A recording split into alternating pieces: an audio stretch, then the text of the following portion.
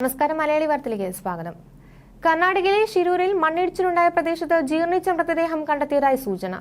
എന്നാൽ മൃതദേഹം ആരുടേതെന്ന് വ്യക്തമല്ല. ഈ പ്രദേശത്ത് നിന്ന് ഒരു മത്സ്യത്തൊഴിലാളിയെ കാണാനില്ലെന്ന് നേരത്തെ വിവരമുണ്ടായിരുന്നു. DNA പരിശോധനയ്ക്ക് ഒരുങ്ങുകയാണ് ജില്ലാ ഭരണകൂടം. കടൽ തീരത്തോട് ചേർന്നാണ് മൃതദേഹം കണ്ടെത്തിയത്. ഇത് കാണാതായ അർജുന്റേതാണോ എന്നതടക്കം സംശയം നിലനിൽക്കുകയാണ്. ഷിരൂരിൽ ദേശീയപാതയിലുണ്ടായ മണ്ണിടിച്ചിൽ കാണാതായ അർജുനെ കണ്ടെത്താൻ ശ്രമിക്കണമെന്ന് കർണാടകയുടെ മുഖ്യമന്ത്രി പിണറായി വിജയൻ കഴിഞ്ഞ ദിവസം ആവശ്യപ്പെട്ടിരുന്നു. ആവശ്യമുന്നയിച്ച് കർണാടക മുഖ്യമന്ത്രി സിദ്ധരാമയ്യക്ക് പിണറായി കത്തയക്കുകയായിരുന്നു. നിലവിൽ തെരച്ചിൽ നിർത്തിവച്ചിരിക്കുന്ന സാഹചര്യത്തിലായിരുന്നു മുഖ്യമന്ത്രി കത്തയച്ചിരുന്നത്. ഷിരൂരിലുണ്ടായ മണ്ണിടിച്ചിൽ കാണാതായ കോഴിക്കോട് സ്വദേശി അർജുനായുള്ള തെരച്ചിൽ അനിശ്ചിതാവസ്ഥയിലാണെന്ന് അർജുന്റെ സഹോദരി കഴിഞ്ഞ ദിവസം പ്രതികരിച്ചിരുന്നു. ഈശ്വർ മാൽപേ തെരച്ചിലിന് ഇറങ്ങാൻ തയ്യാറായി എങ്കിലും അധികൃതർ ഭീഷണിപ്പെടുത്തി തിരിച്ചയച്ചുവെന്നായിരുന്നു അവർ ആരോപിച്ചിരുന്നത്.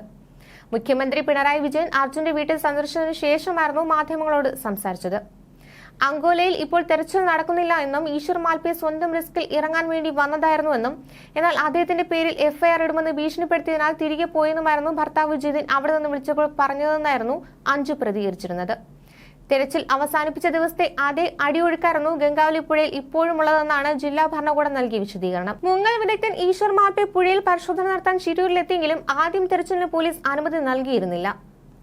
വിദഗ്ധ സഹായമില്ലാതെ മാൽപേ പുഴയിൽ ഇറങ്ങാൻ അനുവദിക്കില്ലെന്നായിരുന്നു ഉത്തര കന്നഡ ജില്ലാ ഭരണകൂടം വ്യക്തമാക്കിയിരുന്നത്. ബാജു മൗണ്ടഡ് ഡ്രഡ്ജർ ഇല്ലാതെ നിലവിൽ തെരച്ചിൽ സാധ്യമല്ലെന്നും അധികൃതർ വ്യക്തമാക്കിയിരുന്നു. സ്വമേധയാ പുഴയിൽ ഇറങ്ങാൻ തയ്യാറാണെന്ന് മത്സ്യത്തൊഴിലായ ഈശ്വർ മാൽപേയും സംഘവും അറിയിക്കുകയായിരുന്നു. നാവികസേനയുടെ സഹായത്തോടെ കഴിഞ്ഞ മാസം 26-ാം തീയതി 3 തവണയായിരുന്നു ഈശ്വർ മാൽപേ പുഴയിലിറങ്ങിയത്. മുങ്ങാൻ ശ്രമിച്ചെങ്കിലും ഒരു തവണ വടം പൊട്ടി ഒഴുകിപ്പോയിരുന്നു.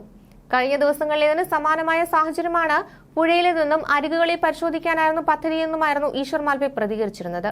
തുടർന്ന് കാലാവസ്ഥ അനുകൂലമാണെങ്കിൽ തെരച്ചിൽ തുടരുമെന്ന മുന്നറിയിപ്പുകൾ ഉണ്ടായിരുന്നു. ഇതിനിടെയായിരുന്നു ഒരു ജീർണിച്ച മൃതദേഹം കണ്ടെത്തിയെന്ന സൂചന ഇപ്പോൾ പുറത്തുവരുന്നത്.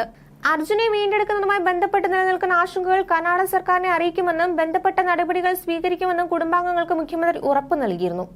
ഏത് പ്രയാസങ്ങളും കൂടെ ഉണ്ടാവുന്ന ഉറപ്പ് നൽകിയായിരുന്നു അദ്ദേഹം വീട്ടിൽ നിന്ന് മടങ്ങിയിരുന്നത്. കഴിഞ്ഞ ദിവസം ഉച്ചയോടെയാണ് അർജുന്റെ കണ്ണാടിക്കലിലെ വീട്ടിൽ മുഖ്യമന്ത്രി എത്തിയത്. 15 മിനിറ്റോളം വീട്ടിൽ ചെലവഴിച്ച ശേഷമായിരുന്നു അദ്ദേഹം മടങ്ങിയത്.